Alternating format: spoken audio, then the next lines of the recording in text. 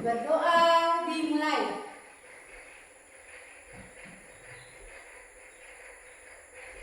Berdoa selesai.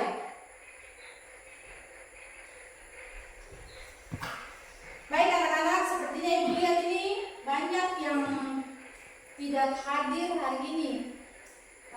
Ibu akan mengecek kehadiran ketua kelas, bisa menyampaikan teman-temannya yang tidak hadir hari ini ya. Yang menolak hari ini itu Komisi Rekti Ngabalin, Oke. Melania Lembubun, Ya. Helena Lembubun, Oke. Arafi Halubun, Ya. Yohanes Telaubun. Semuanya. Oke, baik, terima kasih ketua kelas.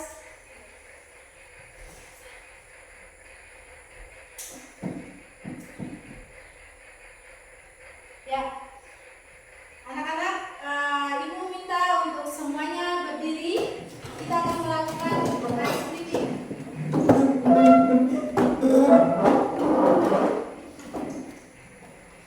Ice breathing kita kali ini, kita akan bermain dengan konsentrasi. Permainannya adalah permainan konsentrasi ya. Ulangi dengan baik.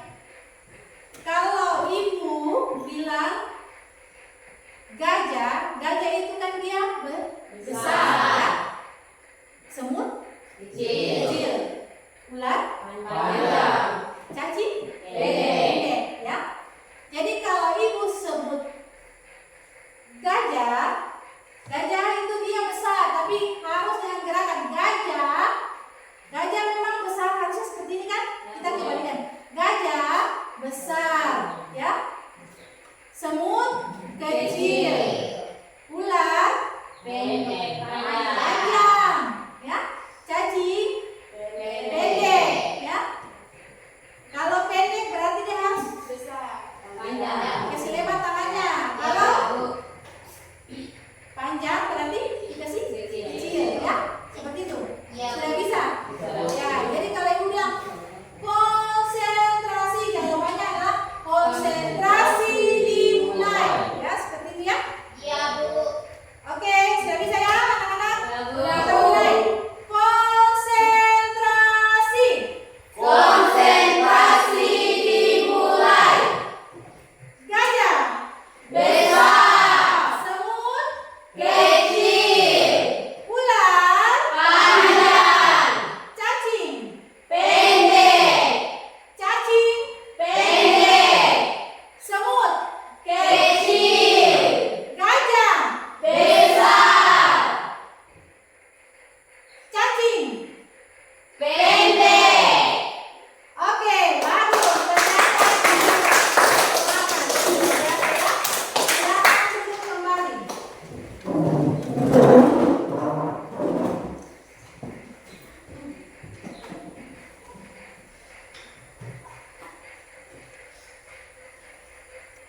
Baik anak-anak, materi untuk hari ini adalah kenali potensi. Ya, tujuan yang akan kita capai pada pertemuan kita hari ini adalah yang pertama, kalian dapat memahami konsep gaya belajar. Kemudian dapat mengidentifikasi gaya belajar, dominannya melalui asesmen dalam platform Aku Pintar. Yang ketiga adalah mampu merefleksikan strategi sesuai dengan gaya belajar masing-masing. Dan yang keempat adalah mampu berkomitmen untuk menerapkan strategi belajar yang efektif sesuai gaya belajarnya masing-masing ya. Jadi ada 4 tujuan yang akan kita capai pada pertemuan kita hari ini. Baik anak-anak, semuanya bawa gawai atau tidak? Oke, kalau bawa gawainya diletakkan di atas meja, diambil. Ya. Nah, ini kita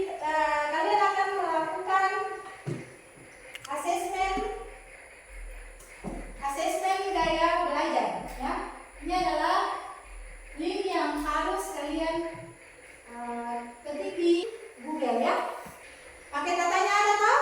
Ada. Ya, silakan aktifkan karena ini harus terhubung dengan internet. Ya. Sudah? Sudah? Sudah? Oke. Ya. Kalau sudah, sekarang masing-masing mengerjakan tes yang ada ya. Sorry. Ya, diketik ya. Sudah masuk? Ya, Bu.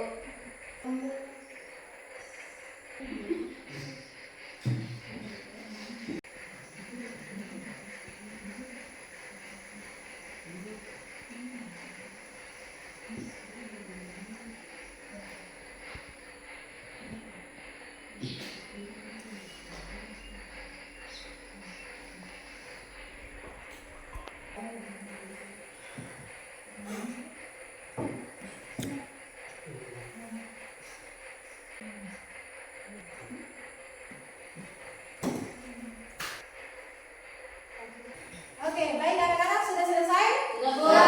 Ya. Sekarang siapa yang bisa menyampaikan dia punya hasil tes, salah satunya hasil tes yang kalian peroleh dari yang tadi kalian seperti juga yang sudah kalian lakukan tadi. Saya, Bu. Oke, silakan Maria. Dari hasil gaya belajar saya cenderung lebih kuat pada gaya auditori dan kinestetik. Berapa persentasenya? Untuk auditori 43% dan kinestetik 40%. Saya, Bu, kalau saya termasuk dalam visual dan kinestetik. Yang terbaik di sini visual 50%, kinestetik 33%. Jadi yang terbanyak adalah Visual. visual. Jadi yang terbanyak ya? Saya, Bu. Ya. Oke. Saya termasuk dalam kinestetik. Kinestetik itu 56. Kalau saya kinestetik 50%, 50%. 50%.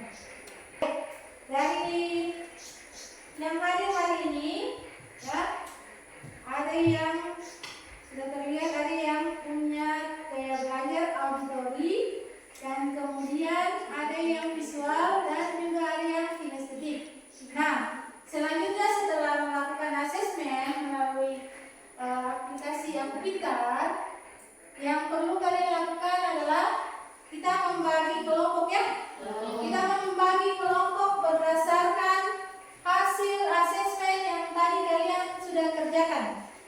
Jadi yang sebelah sini auditori ya, untuk gaya belajar auditori. Kemudian yang di tengah ini adalah gaya belajar visual, dan yang di paling kiri buku adalah gaya belajar kinestetik. Nah, silakan yang tadi sudah masing-masing yang tidak menyebutkan sudah tahu kan hasilnya toh? Hasilnya sekarang bergabung dengan teman-teman yang memiliki gaya belajar yang sama. Nah, apa yang harus kalian lakukan setelah kalian sudah ada di kelompok masing-masing sesuai dengan gaya belajarnya? Maka yang perlu kalian lakukan adalah ya ini. Sekarang kalian berdiskusi ya. Merefleksikan pengalaman belajar, persamaan, perbedaan, keunggulan dan kekurangan gaya belajarnya masing-masing. Ya. Waktu berdiskusi hanya 5 menit, ya. Dan dicatat nanti akan disampaikan ya. Selesai? Sudah, Bu. Ya. Sekarang masing-masing perwakilan kelompok membacakan hasil yang telah kalian kerjakan bersama kelompok kalian. Visual dulu. Visual bisa membacakan, bisa berdiri di tempat. Ada dong berdua saja dan dua Kak. Kepada kedua, kami akan menyampaikan hasil refleksi kami kedua. Pengalaman refleksi visual kami adalah pemahaman diri sendiri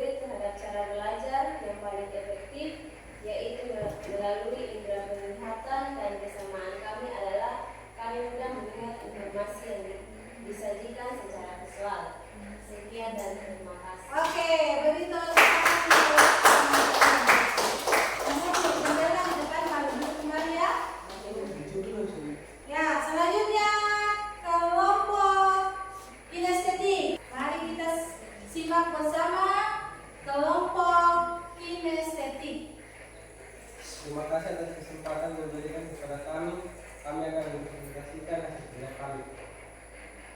Gaya belajar kinestetik, suka melakukan hal-hal dan menggunakan tubuh mereka untuk mengingat fakta seperti memanggil. Gaya belajar kinestetik berarti belajar dengan menyentuh dan melakukan. Sekian dan terima kasih.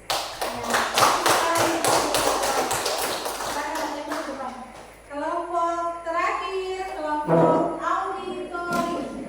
Terima kasih atas kesempatan yang diberikan kepada kami. Kami akan membacakan hasil verifikasi. Gaya belajar auditori adalah metode belajar yang mengandalkan indera pendengaran sebagai saluran utama untuk menyerap informasi dan pengetahuan.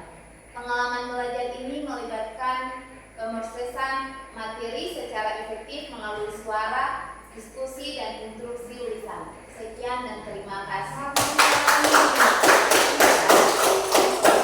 Kelompok auditori, silakan kembali ke depan. Baik, anak-anak,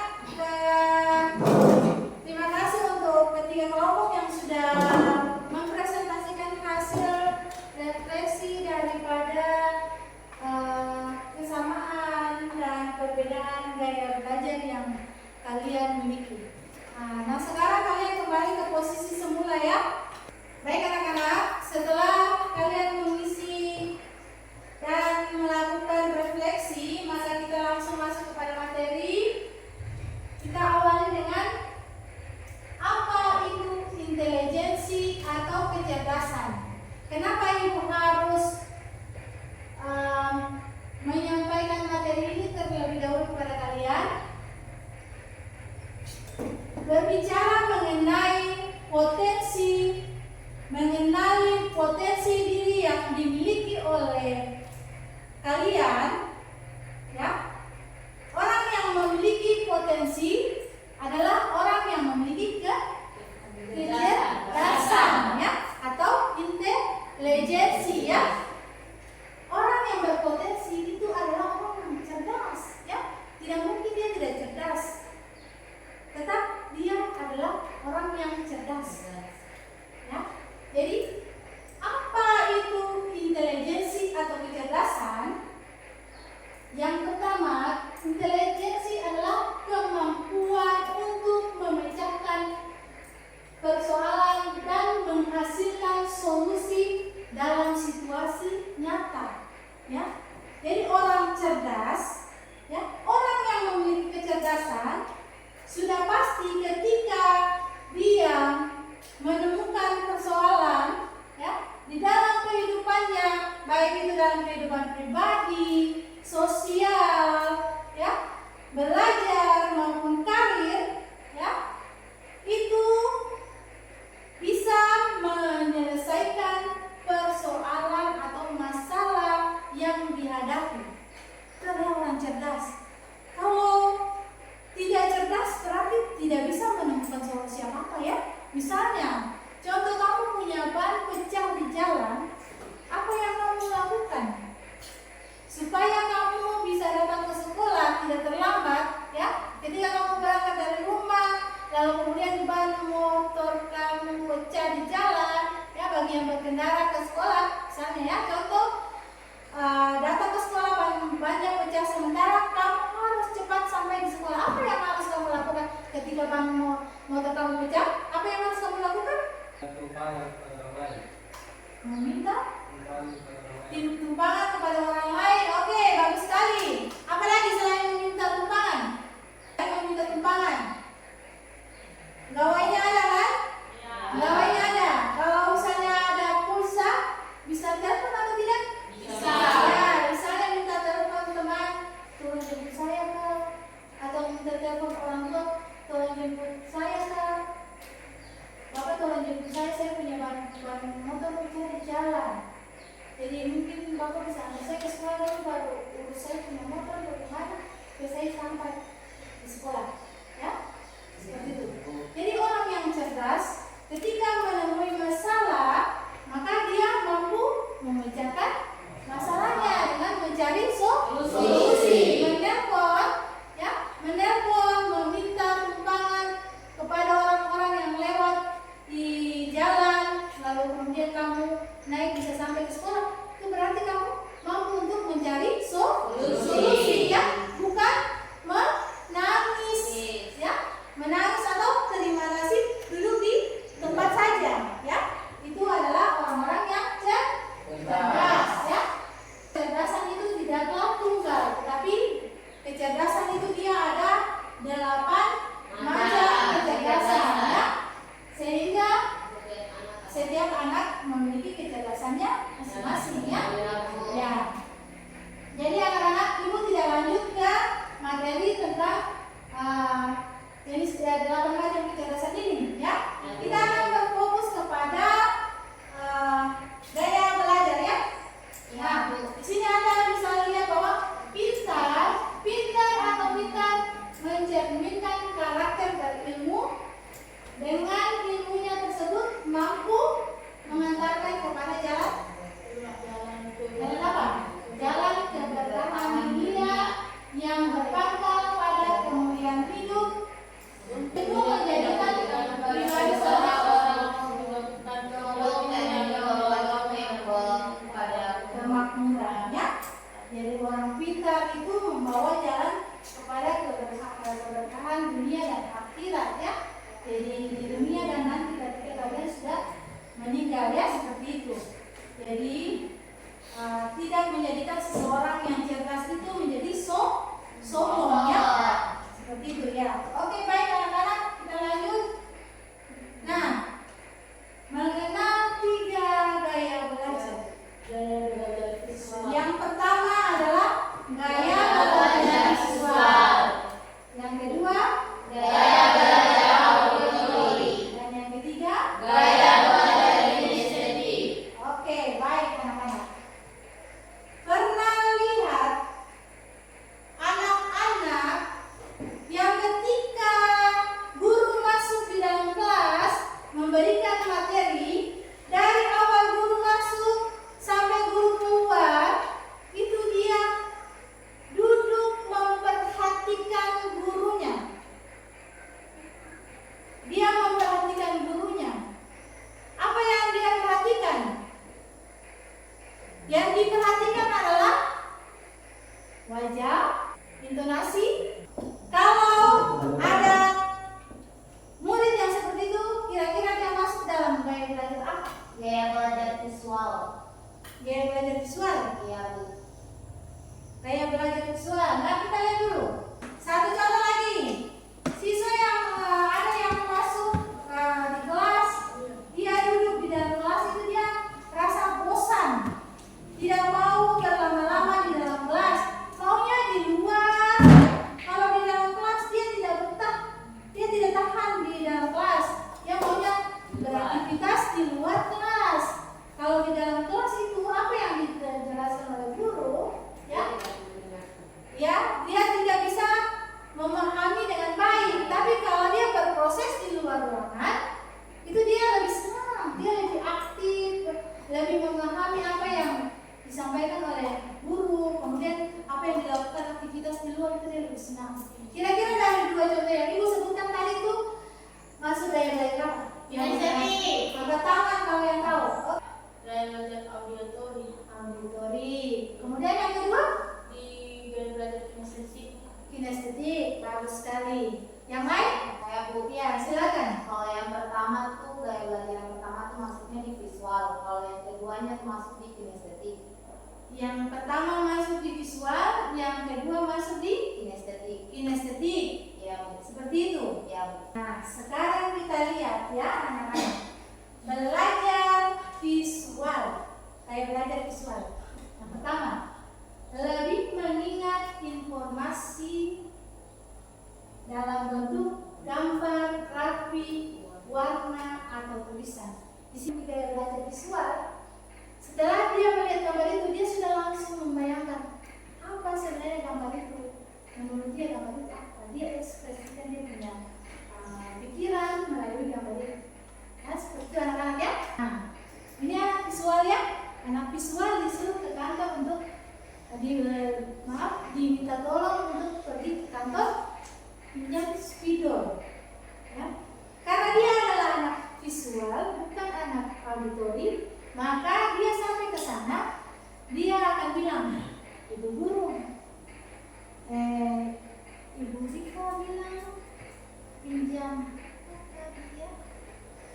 apa tadi ya? Lupa kan sampai sana.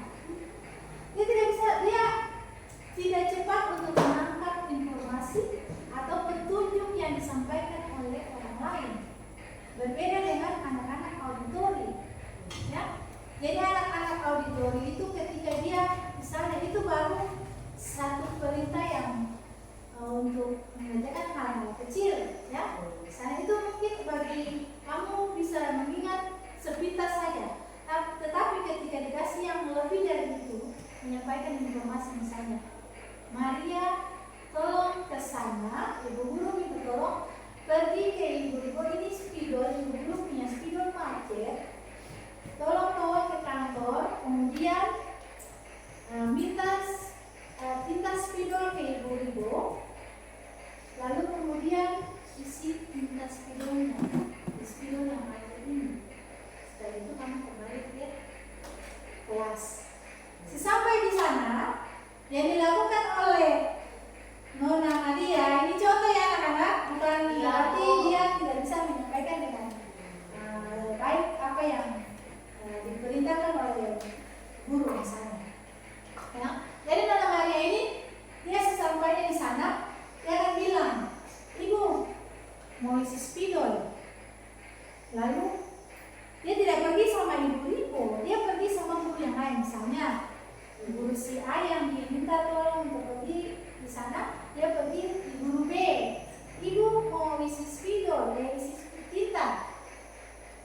Lalu si guru yang bersangkutan bilang, oh tidak ada tintanya di sini, harus pergi di sana lagi. Masih sampainya di sana, Ibu guru mau isi tinta spidol.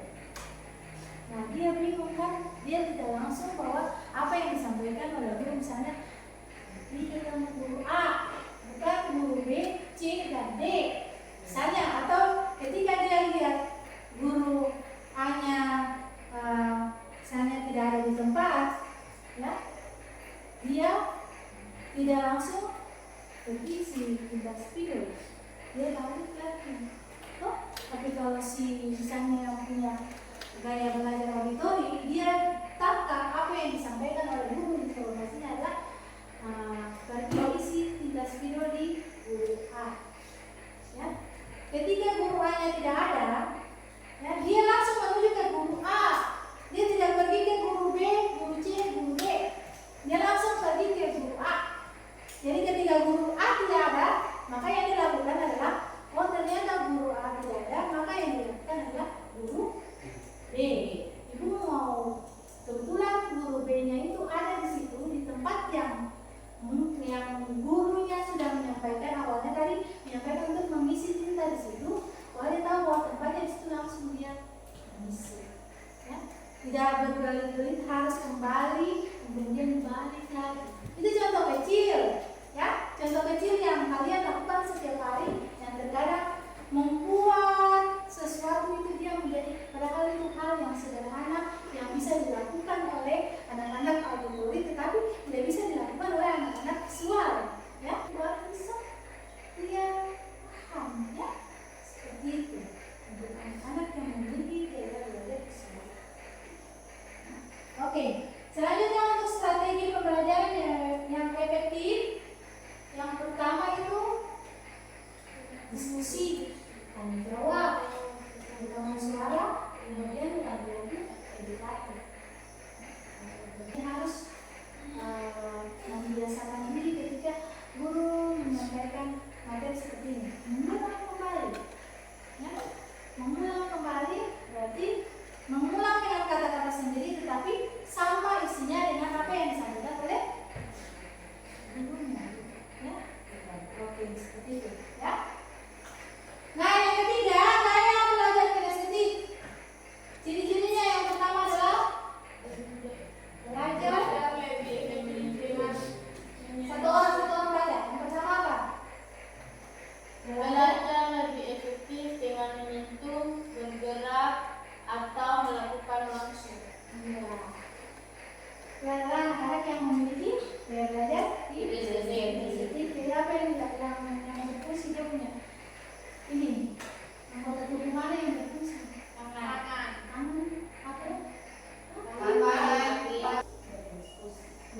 diskusi lebih dominan ya. Kalau mengambil kan jurusan ADB yang suka di mana? Di luar kelas atau di dalam kelas? Di dalam kelas. Lebih suka di mana? Di luar kelas. Itu kalau di luar kok? Iya, lebih cepat paham ketika guru memberikan materi. Sana anak-anak hari ini tugas kita adalah kita akan melakukan observasi untuk melihat tumbuhan di sekeliling kita. Itu materinya biologi, misalnya biologi atau IPAS. Anak-anak, oke, mari kita di luar. Oke ibu, mereka happy karena mereka tidak akan betah di dalam kelas, lebih suka di luar. Ya? Yang berfungsi ketika mereka kaki, tangannya semua itu bergerak. Tapi coba kamu duduk di dalam kelas lalu kasih catat dari halaman 1 sampai halaman 10. Periksa kembali tidak akan. Dia akan catat tapi hanya sekali. Karena ketika dia merasa bosan maka dia tidak akan menyelesaikan catatan. Tapi ketika dia berikan tugas keluar, apa yang disampaikan oleh guru maka dia akan mengerjakan. Seperti itu ya anak-anak ya. Kemudian strategi belajar yang efektif yang perlu kalian lakukan adalah melalui permainan edukatif, kemudian simulasi, eksperimen atau bermain peran. Hari ini bermain peran dilakukan di dalam ruangan bisa, tetapi kan bergerak melakukan aktivitas ya. Jadi fisiknya yang bergerak ya, bukan indranya ya, bukan indranya tapi fisiknya. Kalau di dalam kelas itu mereka lebih cocok untuk bermain peran ya, seperti itu. Bermain drama, kemudian simulasi, ya, eksperimen juga bisa di dalam ruangan, tapi eksperimen tidak boleh yang lain. Kalau yang lain pasti akan bosan. Gitu. Kemudian sertakan aktivitas dalam pembelajaran seperti berdiri saat menjawab atau berjalan antar pos. Berdiri saat menjawab. Nah, ini penting, berdiri sambil menjawab itu penting untuk anak-anak domestik. Kalau mereka sering bilang, kami berdiri sambil di depan, ya, dikasih pilihan, mau membaca di tempat duduk atau mau berdiri di depan. Saya memilih di depan kelas, ya, silakan maju. Nampaknya bahwa anak-anak yang melakukan aktivitas fisik adalah anak-anak domestik. Bukan berarti anak-anak auditori dan visual juga tidak melakukan aktivitas fisik ya, tapi itu lebih sedikit aktivitas fisiknya ketimbang dengan anak-anak yang memiliki gaya belajar kinestetik. Oke, baik anak-anak. Ada pertanyaan sampai di sini? Tidak. Tidak ada? Baik anak-anak, kalau tidak ada pertanyaan kita lakukan yang terakhir. Mari kita membuat komitmen untuk menerapkan strategi belajar yang efektif sesuai gaya belajar masing-masing. Ya. Auditori, visual, dan kinestetik membuat komitmen untuk menerapkan strategi belajar yang efektif sesuai gaya belajar masing-masing. Jadi masing-masing menulis ya, ibu guru bagikan stikernya untuk masing-masing menuliskan komitmen ya. Ini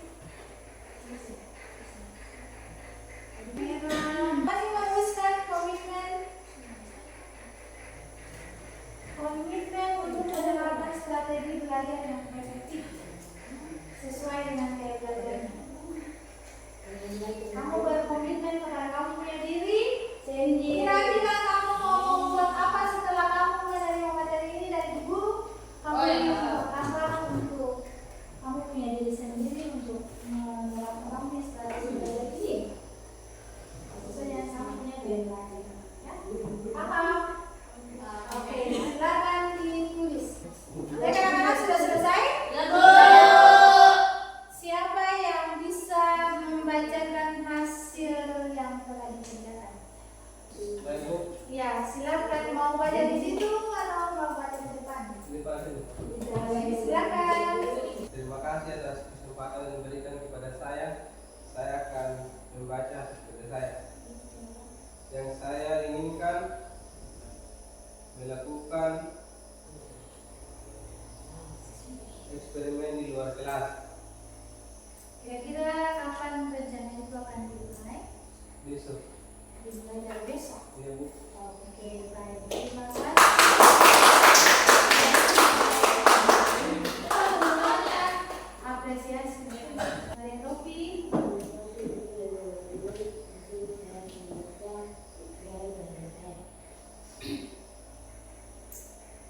Hari ini saya senang karena belajar dan berkelompok. Dan saya suka membaca dan menulis. Kapan kamu akan melakukan? Setiap hari? Hari ini saja? Setiap hari? Bagus sekali. Silakan. Terima kasih atas kesempatan yang diberikan kepada saya. Saya akan membacakan hasil kerja saya. Gaya belajar saya adalah berdiskusi dan tanya jawab pada teman-teman yang lain. Kapan kamu akan Secepatnya. secepatnya? Dimulai dari? Besok dari besok. Oh, besok. Dia mau melakukan mulai dari besok. Dia lebih aktif untuk berdiskusi, kemudian melakukan tanya jawab di kelas, ya. Itu yang dia punya komitmen nanti akan dia lakukan selama dia melakukan proses belajar baik itu di rumah maupun di sekolah. Baik, terima kasih. Ya, baik anak-anak. Kita akhiri untuk pertemuan kita pada hari ini. Apa yang telah kalian buat tadi dan kalian tuliskan menjadi komitmen terhadap diri kalian sendiri dan dilakukan mulai dari hari ini. Jangan lagi menunggu besok atau nanti, tetapi mulailah hari ini dan seterusnya. Demikian untuk pertemuan kita hari ini. Kita akan berjumpa lagi pada kesempatan di lain hari. Dan Ibu ucapkan terima kasih atas persamaan kita pada hari ini. Dan kita akan berjumpa lagi. Ibu sekali lagi Ibu ucapkan terima kasih. Wassalamualaikum warahmatullahi wabarakatuh dan selamat pagi semuanya. Selamat